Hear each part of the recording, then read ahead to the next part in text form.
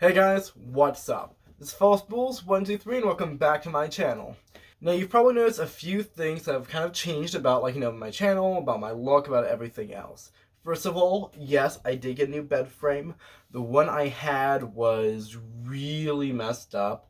I talked to the people that I bought it from. It was a mattress company in town. They were really nice. They got me this as a replacement. And it's pretty good. It's a little creaky, as you can probably hear, but it's holding my weight. I'm not really having any issues with it, so we're good. Another thing you notice, I got a haircut. It's a lot shorter than I usually have had it for like almost 2 years maybe, so it's kind of like a different look. I'm not hating it, let's be honest, I'm not hating it. Also, yes, I did lose some weight. I've been really hard ass on my diet. I've lost about 10 pounds now, so I'm like feeling really happy about myself. And so, that's kind of what's up.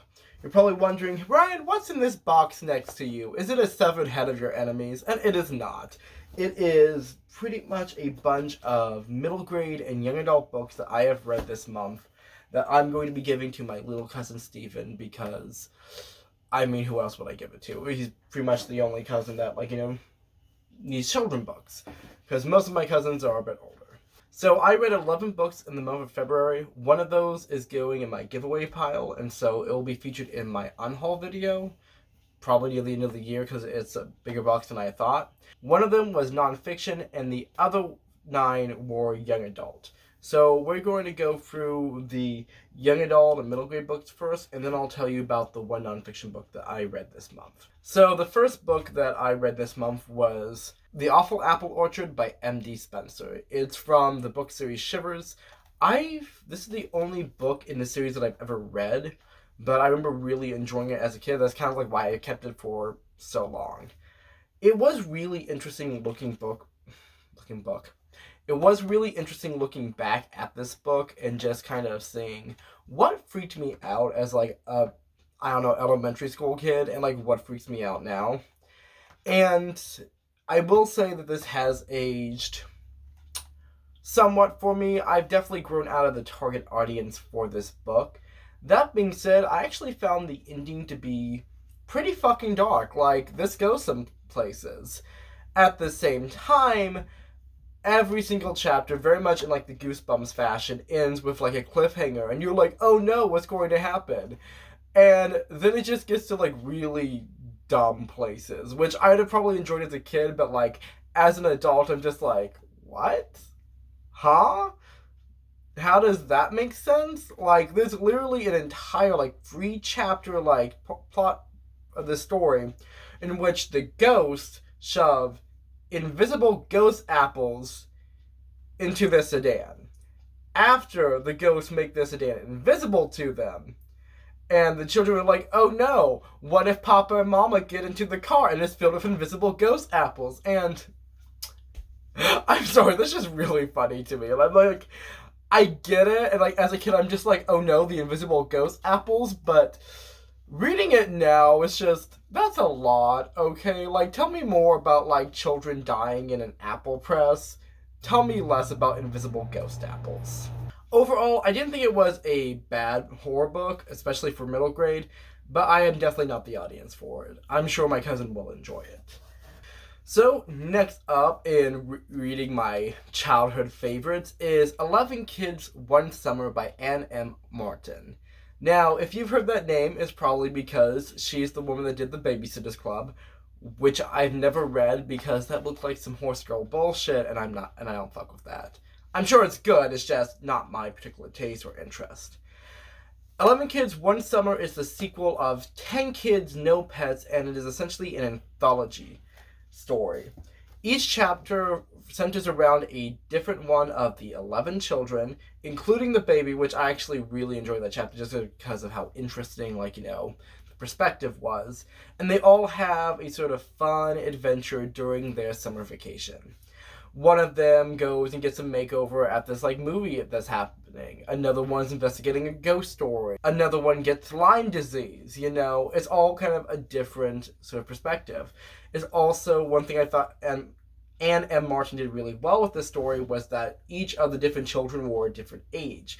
And so you have people who are like 6, and they're like having like, older brothers, older sister syndrome or something. And then you have people who are like 16, and it's just like, damn, why don't boys like me?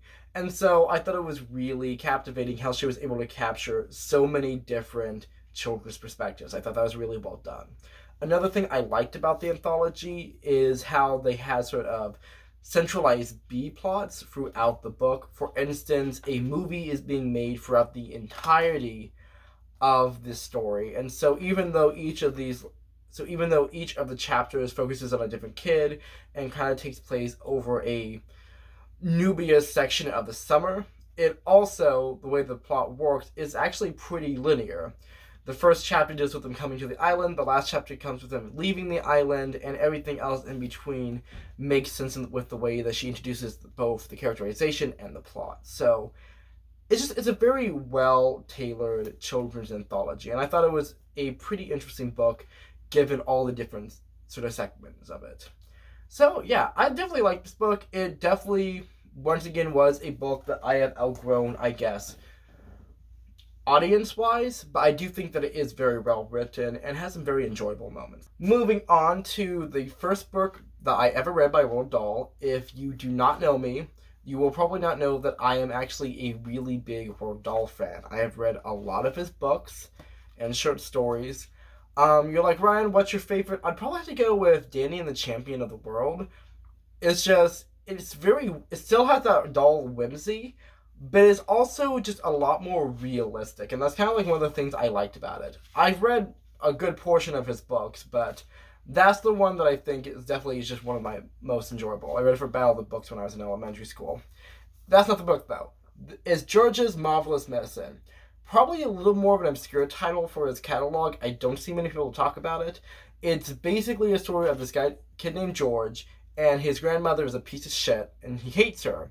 And so he's like, you know what I'm going to do? I'm going to pour every household product I can find into a stock pot, make it into a potion, and then give it to her and see what happens. But, he wants to make sure that that he did not put any of the pills from the medicine cabinet in it, because that's not how you make potions, honey. He did give her about 50 doses of horse ketamine, though, so let's just say that Grandma's feeling really good. It's very whimsical, and it has these really great illustrations by Quentin Blake that just really capture Dahl's style. And overall, I think that it definitely does hold up. It definitely has a lot of the Dahl-esque whimsy that I'm so fond of in his books, and it was kind of a nice thing to look back at a really early book that I remember reading as a kid. So let's keep going. This one, I do love this book, and this is probably one of the most weirder, most obscure books that I own. Oh my goodness, Ryan, you're such a hipster. You only read Kierkegaard because you have integrity. But this is No Such Thing as a Witch by Ruth Chu, which was published by Lucky Star. Never heard of it, neither have I. But so as far as I was able to really glean from the sort of printing information, this came out in the 70s. This was copyrighted in 1971 and is an imprint of Scholastic, or was bought up by Scholastic, or was distributed by Scholastic, something of the sort. And as far as I understand, this was basically created for some sort of reading comprehension sliding scale type thing. This is one of those books you read that it's like, oh, you're in second grade, you should be reading these types of books, that type of children's fiction. I actually really love this book. It holds up so well, and it's also, once again, illustrated.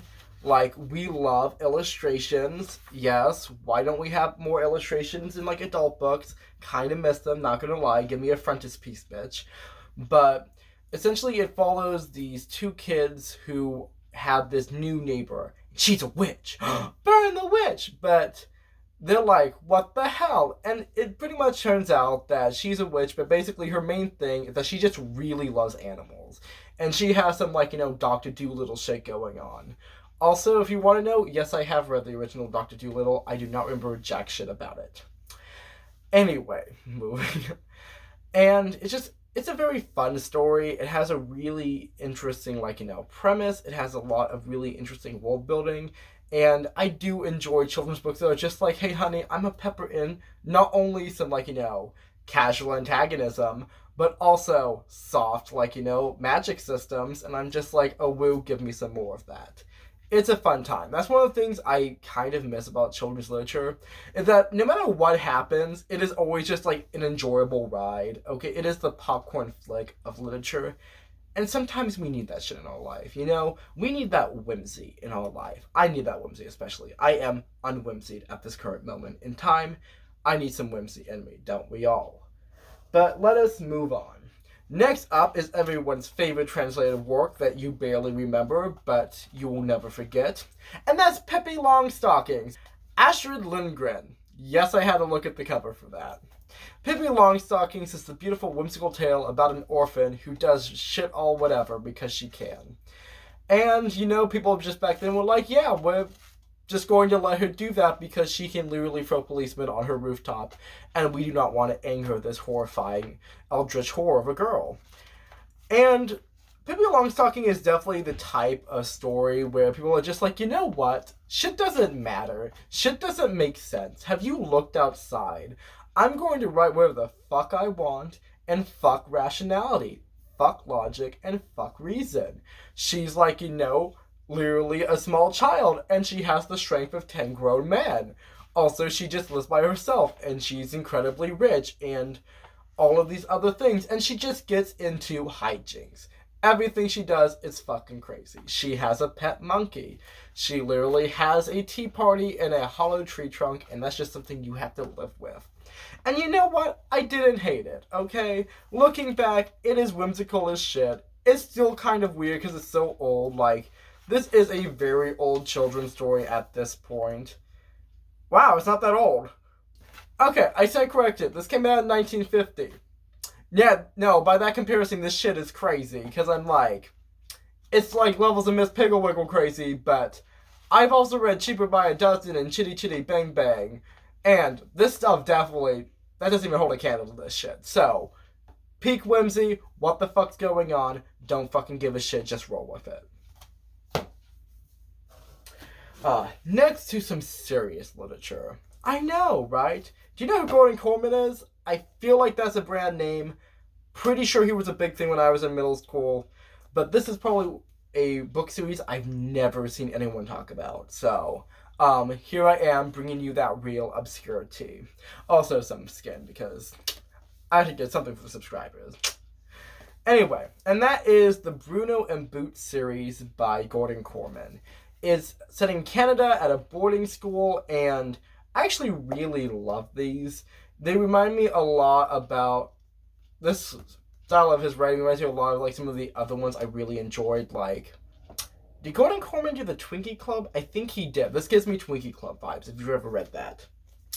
This is the harrowing tale about a revolutionary grassroots organization that seeks to take down the technocratic dictatorship that's overtaken their school, with the help of their neighboring schools' attempts to take down their militant authoritarianship.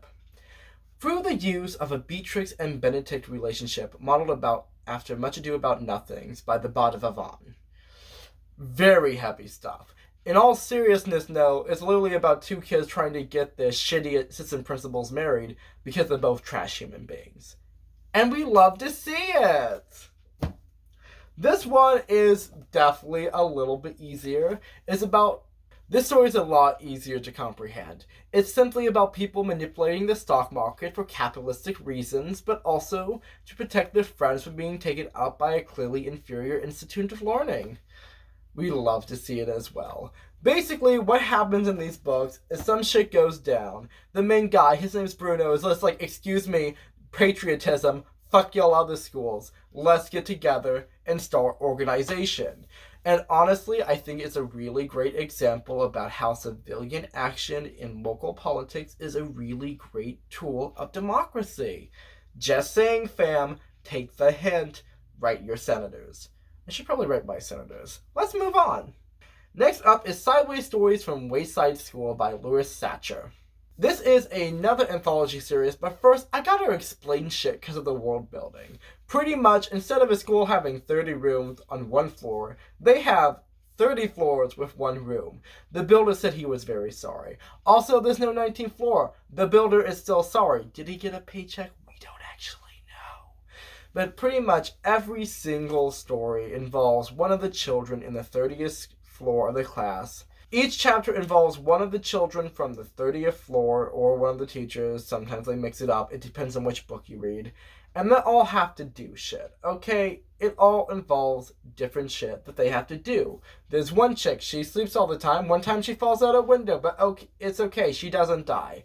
Another person's really mean. Guess what? He's a dead rat. That's kind of weird, but that's just something that exists in this universe. And this is another one of those books where it's just like, fuck logic, fuck reason, fuck your mom and your dad. We don't give a shit here. Continuity is my bitch.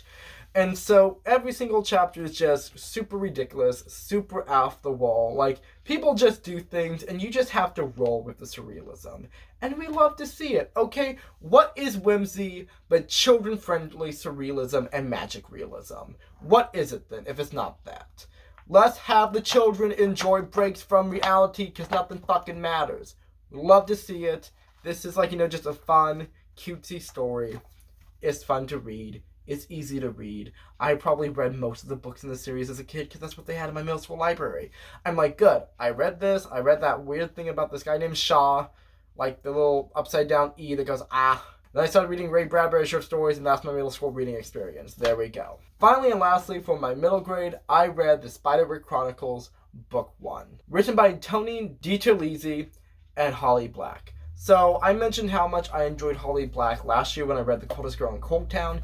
She wrote this with him as a middle grade series, and oh my fucking goodness, is this good? Like, do you guys remember this shit? Like, do you remember sleeping on this shit? Because I remember this shit was like the bomb in middle school. And I'm rereading this shit, and it's still the bomb. Like, it's not as the bomb because I am a 23-year-old man who drinks too much and is a bit of a hoe, but like this shit is still the bomb.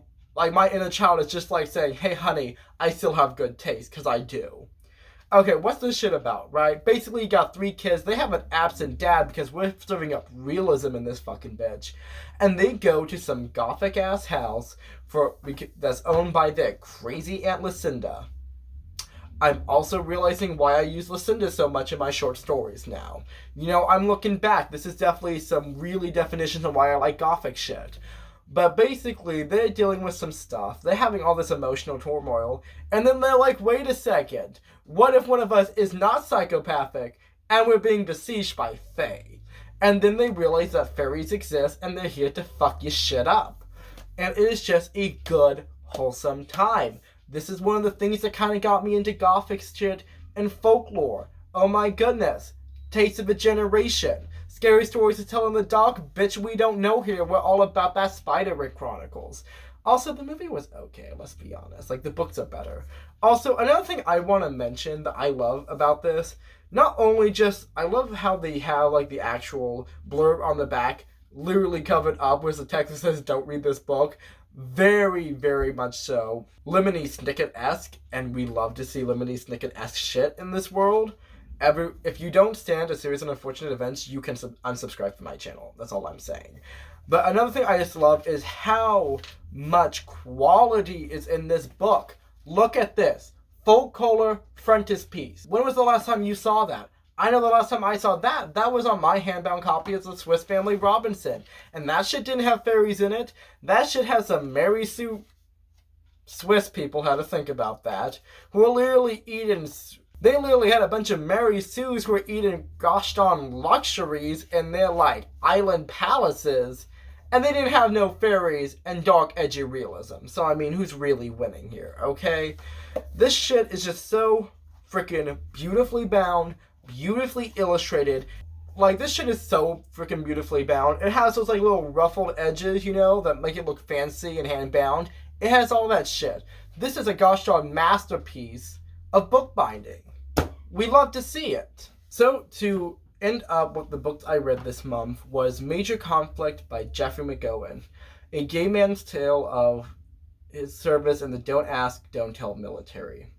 Now, I mostly picked up this book just because it looked really interesting from a memoir perspective, and if there's things that I don't really understand a lot about, it's definitely just the entire period of the 1980s and 90s where the don't ask, don't tell military existed in. First of all, we should probably clarify some terms if you're, like, I guess, not American, what that means. So, because I don't know, like, what my audience knows about history, so I always like to, like, not assume. Don't ask, don't tell was a policy in the military in which queer service members did not have to disclose whether or not they were homosexual or bisexual or any other sort of sexuality. In the past, that had been grounds for disbarment and being able to be dishonorably discharged, which is, like they say, super fucked up. And there's a lot of things I really enjoyed about the book. I did mention this on my Spaghetti in Motion podcast that me and my friend Seaweed does. It's really fun. Go check it out. I'll try to leave a link in the description, but if not, it's on my featured channels. Go check it out. It's pretty cool. And basically, there's a few things I really liked about it. I really loved his introspection, especially on the sort of toxic masculinity mindset that was present throughout his entire life. He discusses a lot of the ways that he internalized homophobia. He discusses a lot of ways that toxic masculinity is presented, especially how toxic masculinity presents itself as homophobia, which I think is a really important discussion, really important topic to mention when we're discussing these themes. And there's a lot of other things that are just really impactful, just from that perspective.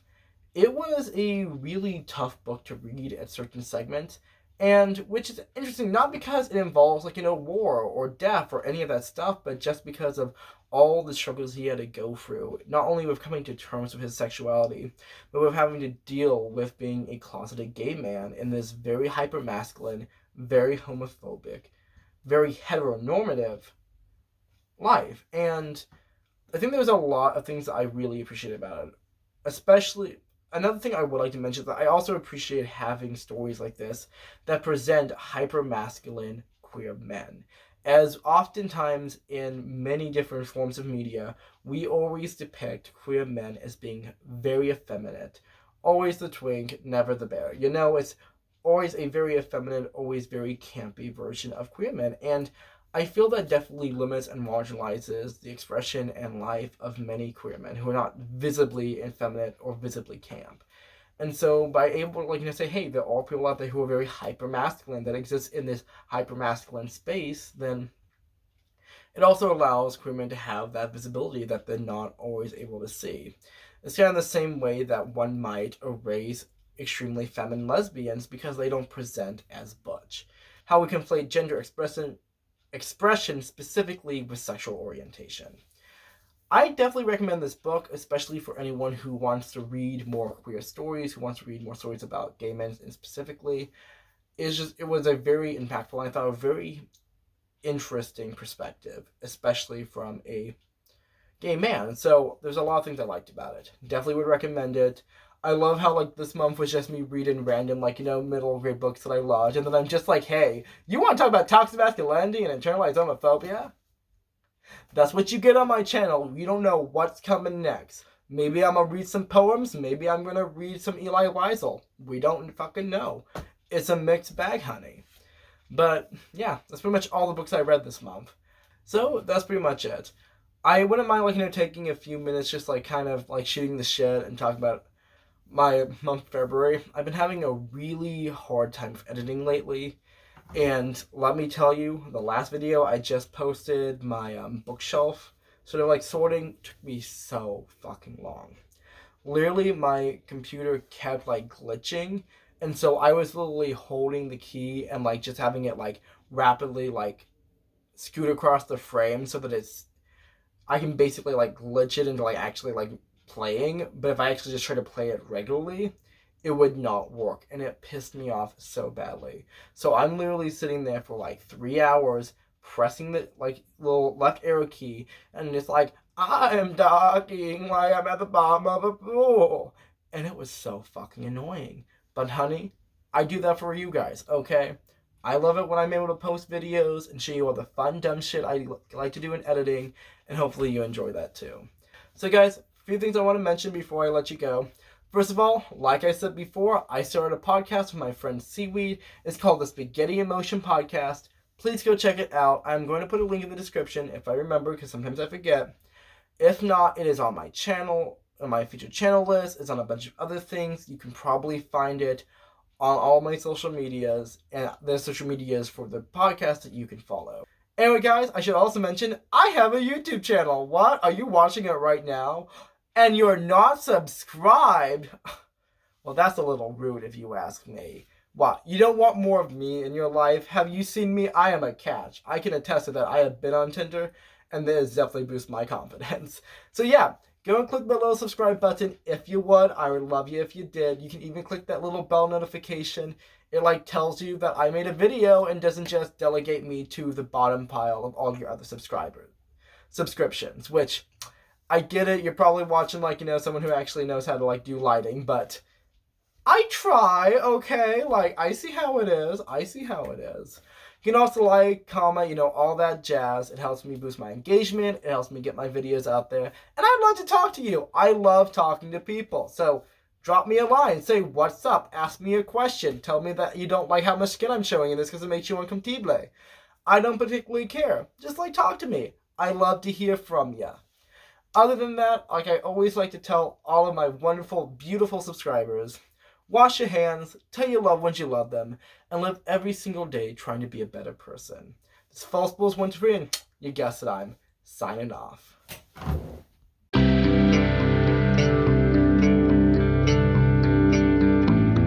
Why is it so fucking noisy? Okay, editing Ryan, let's just redo this segment. I know you look fucking hot. Work it, bitch.